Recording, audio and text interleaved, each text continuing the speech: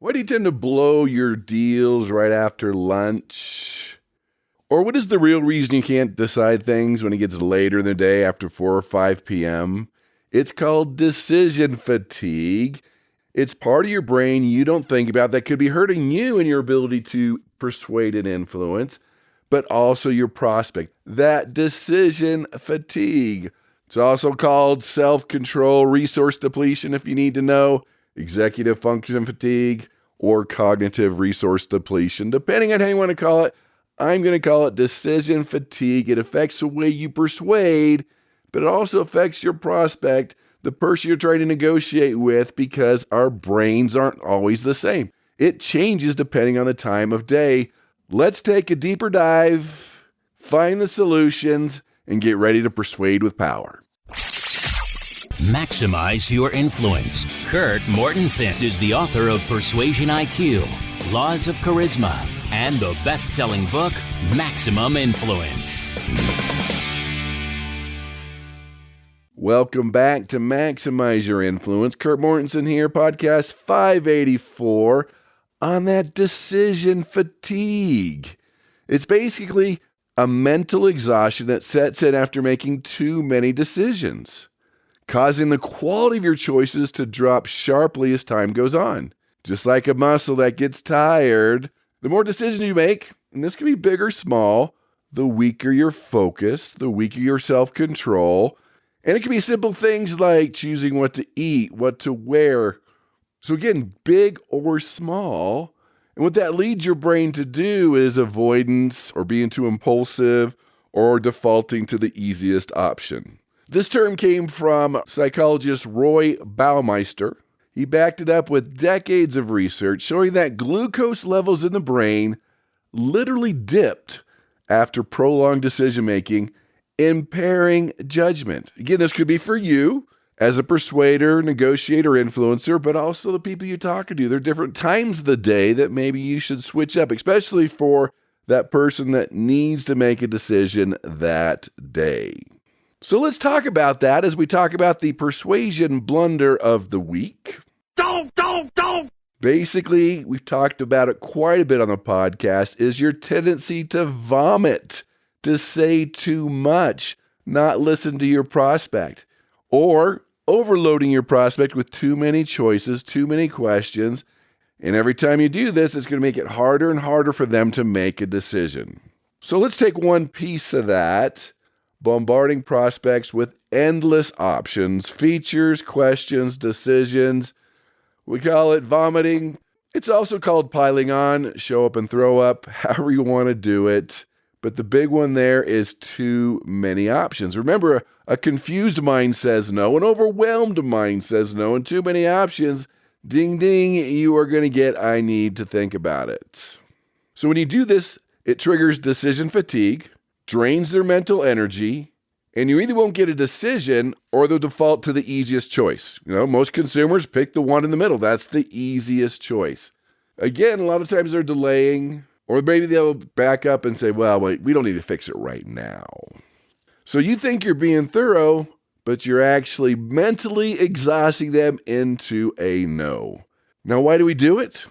Well, we've been trained. We got to hit all the bases, uncover all the needs, build the value, handle the objections, give them options. That's true, but people just throw those persuasion darts, hoping something will stick, giving you too much information, TMI as they call it. For example, this has been a blunder before, was doing some secret shopping at a Cadillac dealership. They don't know why I'm there, and the person says, all right, what do you want to look at? I'm like, let's look at the Escalade. And he's like, all right, grabs the key fob. We walk out, hits a button, the car starts. We're like, okay, who cares? I can turn the key. He was just throwing darts, hoping I'd get excited about something. Get excited about the feature without even telling me the benefit. Has heated seats. Well, I don't need heated seats. Then he gets all excited about the satellite radio. And I'm like, oh, man. With his darts, trying to be thorough, he was all excited about it. I'm like, do I have to pay extra? Do I get rid of it? It's going to be hard. There's going to be a hole in my console. I'm a personal development guy. I'm going to listen to podcasts, audiobooks, and he's all excited about the satellite radio. So that's what happens. Too much information, too many darts, too much vomit. So we're going to talk about timing is everything. You want to talk to them when their energy is high. Maybe you need to schedule those important presentations earlier in the day or right after lunch, assuming they didn't eat too much and they need a nap. But avoid some of those late afternoon meetings at the end of the day, or back-to-back Zoom calls. Your Zoom call number 3, that's mentally fatiguing and makes it harder and harder for them to make a decision. So kind of track and test. What is your best time to persuade? When is the best time for the other person? I mean, we all have a 4-hour block where mentally we're the sharpest. Try to find out what that is for the person. Studies by Dr. Baumeister said that your closing rates or your persuasion increases 20 to 40%. So it's real. We need to talk about it. But before we get into more solutions, let's get into the weekly geeky Scarly article from the Journal of Medical Informatics and Decision Making. That's a new one for the podcast, but they took a deep dive on why decision fatigue matters. That in high-stake environments like healthcare, business negotiations, or even daily leadership, decision fatigue is a silent saboteur that erodes judgment, spikes errors, and derails outcomes. So this is important for us to know. We're making choices under pressure, and we're experiencing decision fatigue. So basically, repetitive decision-making depletes our self-control. Each time we make a choice, our cognitive bandwidth erodes, leading us to be impulsive or avoid the situation altogether. So this study looked at 25 different studies, different demographics, to see how people reacted to this emotional strain. Here are the takeaways. That especially in healthcare, making decisions about a very ill patient, decision fatigue affected their ability to make those decisions and found it was important to listen to the advice of others. The other takeaway, as we talked about, decision conflict, negative emotions were amplified with decision fatigue. So they call it a wake-up call, that decision fatigue isn't inevitable. I mean, you can fix it with tools, support, understanding how your brain works, managing your resources. But he says just being aware that we're all vulnerable, that it can be fixed, that it does affect your ability to make decisions is the key revelation of this study. So how do we fix this? We know it's an issue. We all go through it. We know that decision fatigue drains your mental battery after too many choices, which could bring you to give a bad presentation, missing objections, not reading the person, losing closes, not getting the best deal in negotiation. What can we do to rebuild this mental energy and make sure we're not suffering from decision fatigue? So first of all, when you're talking to someone in persuasion mode, simplify your choices. If you can, 2 choices at the most, 3 choices during your presentation or negotiations. Because we all know it's important for the person, the prospect, to make a choice, but keep it 2, maybe 3. They did this at a study at a supermarket with jams. Here are all these jams. There was like 16 of them. Hey, try them out. We'll give you a 50% off coupon. That hurt sales. But when there's fewer options, it increased sales. Was monitoring a mutual fund advisor? Yeah, here are the 77 mutual funds that fit your needs. It's too much. They shut down. You look at 401ks, filling them out. People put it off because there's usually so many options they can't make that decision. So the fewer the choices, the easier it is for them to make a decision. So instead of having 5 pricing tiers, maybe 2. Standard, premium. Keep it simple. And even to simplify it a step further, if there's 2 or 3 options, if you put recommended, most popular choice, that makes it even easier, using a little social validation. A study done last year found that simplifying choices for the consumer reduced decision fatigue by 35%, improving outcomes in high-pressure scenarios like negotiations. So that's the first thing we can do. Simplify, simplify. Another thing you can do is automatic decisions, basically pre-deciding non-essential choices like emailing a daily agenda, what the food's going to be, what time you're going to start. Anything simple that you already know the decision, if you can, make it for them. So basically, you're not draining that decision battery. You're saving it for the critical moments you need it. So when you can create automatic daily choices for yourself, the decisions made, that will help you. In fact, one study found that increased performance in sales teams by 40%. Just automatic decisions. The easy ones were made for you. That is something you can add to your toolbox. Now, if you can, time those decisions, those really important decisions, for their peak energy. For most, it's probably mid-mornings, mid-week. I mean, Monday mornings get pretty stressful for some people. So mid-morning, maybe mid-week. So they could do their decision-making at the best time. I would always take a 9 a.m., 10 a.m. over 4 p.m., 5 p.m., especially on a Friday. That would be equal to a Monday morning. Friday afternoons, not always the best time. So keep those times open on your calendar. 8 to 11 a.m. for those really important presentations or that time you need to make those big decisions. So just simplify it. That's why it's so important in negotiation and in sales to have a system, to have a framework. Here are the 5 steps. Here are the 4 steps. Here are the 3 things you do. So you're not spending all that mental energy on what to do next. You already know what is next. Even for your audience, having a 5-point checklist, 4 things you need to do, having a system for yourself keeps the fatigue down. In fact, another interesting study showed that checklist improved accuracy by 40%, reduced decision fatigue, and improved accuracy by 42%. Now, if you're sensing you have decision fatigue, they're experiencing decision fatigue, take a break. If it needs to be done that day, you need a decision that day, before the important decision, take a break, get something to eat, get some fresh air, go for a walk, watch something funny, whatever works for you. Just understand, sense it, we need a break. Could be for you, could be for them, but breaks restore glucose and attention, resetting the self-control muscle before it fails. If they just had 3 big objections, 3 big questions, take a break. I'll be back in 60 seconds. Whatever you need to do, read the situation.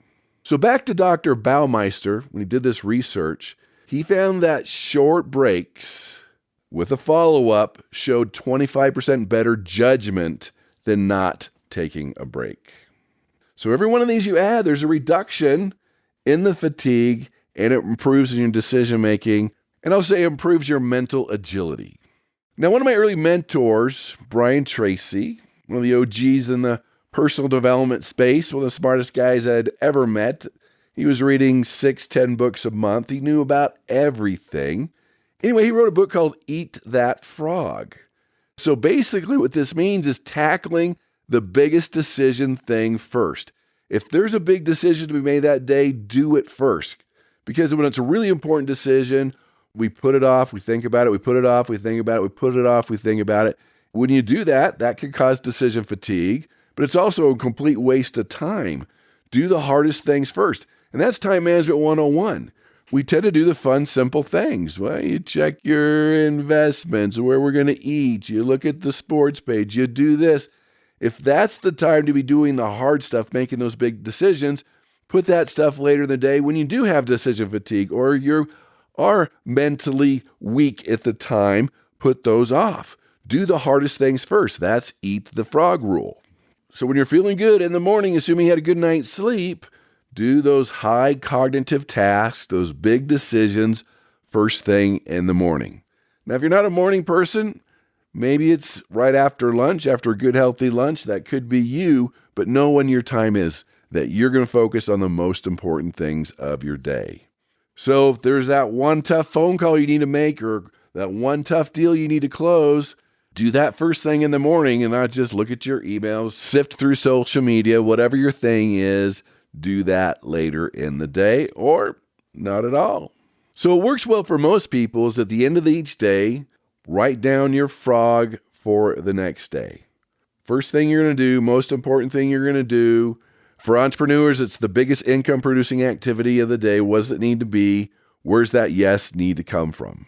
So when you learn to prioritize, that's another one that can reduce fatigue by 50% because it's automatic. You don't have to think about it. You don't have to make a decision. You made it the day before. That's the first thing that you're going to do. And if it's not a big decision, go with the most popular item, the recommended plan.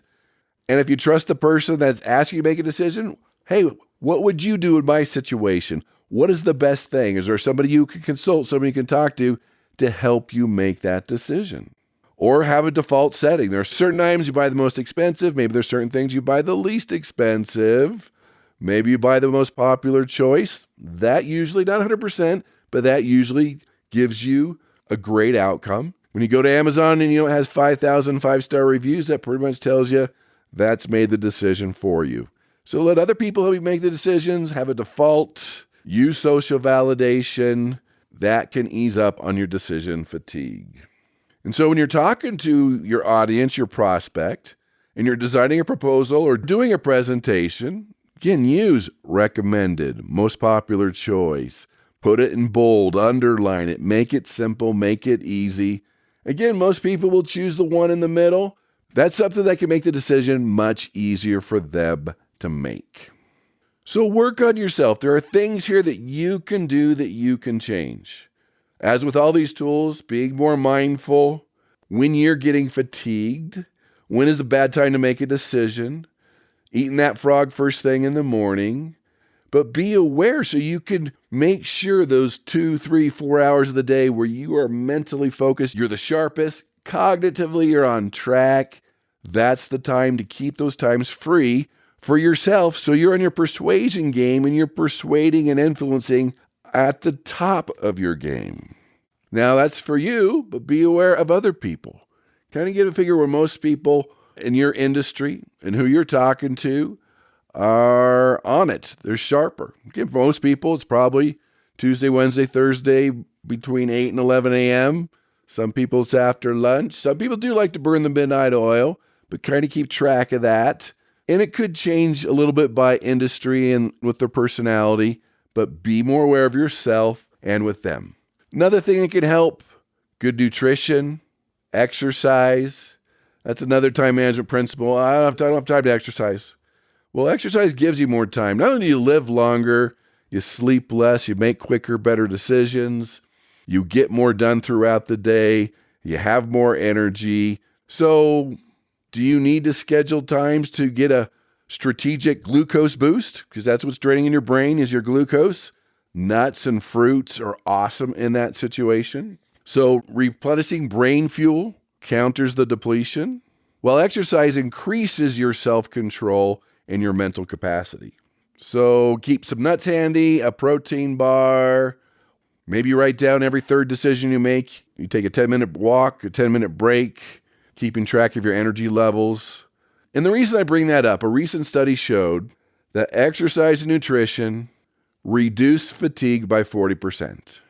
And it's good for you, and it reduces stress. Just saying, kind of important thing for you to be able to do. So stop leaving money on the table because your prospects' brains are fried. They've made too many decisions, or maybe your brain is fried. This can be a powerful persuasion tool for you. So remember, stop wearing people out, giving them too much information, too many choices. That can trigger this decision fatigue. Get better at reading the body language, knowing when you need to break. We talked about nutrition and exercise. These are tools that can make a big, big difference in your success. So again, decision fatigue is that mental exhaustion that hits after making too many choices, causing your brain to shut down, causing you to avoid decision, or to pick the easiest option, or just get the, I'll think about it. So this affects you and your prospects. This causes them to stall or maybe even ghost you completely.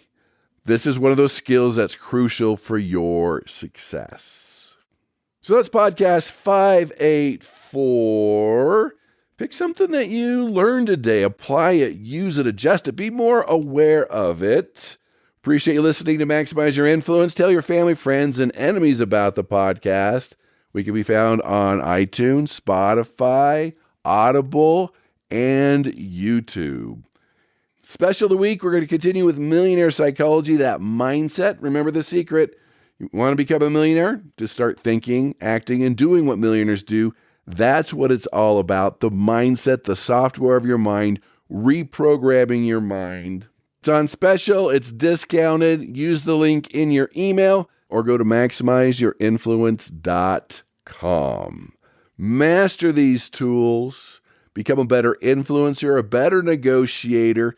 Be more aware of what's happening with your brain and your body. And go out and persuade with power.